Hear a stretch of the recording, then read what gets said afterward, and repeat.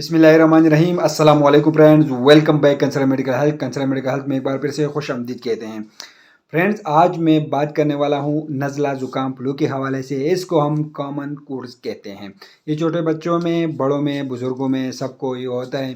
तो अगर बड़ों में ये होता है तो उसकी सिम्टम से आसानी से पता चलता है कि मुझे नज़ला ज़ुकाम हो गया है।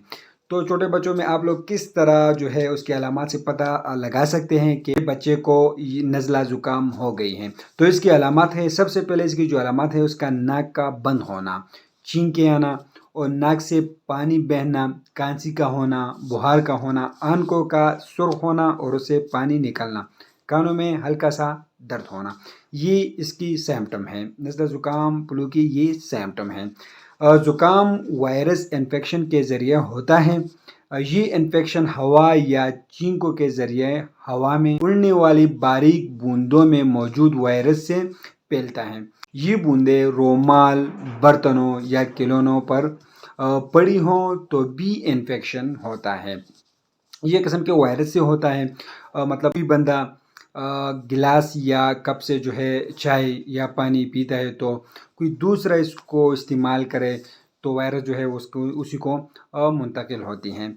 तो फ्रेंड्स, ज़्यादातर माएँ ये करती हैं कि बच्चे को एंटीबायोटिक का इस्तेमाल करवाती है। तो नज़ला ज़ुकाम में मतलब एंटीबायोटिक का इस्तेमाल बिल्कुल ना कराएं। हमारे पाकिस्तान में जब भी हम बच्चे को डॉक्टर के पास ले जाते हैं तो डॉक्टर इसको एंटीबायोटिक रेकमेंडेड करता है। तो एंटीबायोटिक हर चीज़ में ज़रूरी नहीं होता, क्योंकि अगर आप लोग बार बार अपने बच्चे को एंटीबायोटिक यूज़ करोगे तो उससे आप लोग के बच्चे को नुकसान होगा और आप लोग के बच्चे को ग्रोथिंग स्टॉप हो जाएगा। एंटीबायोटिक कुछ चीज़ों में जो है वो दी जाती हैं, लेकिन हर चीज़ में एंटीबायोटिक का देना ये ठीक नहीं होगा।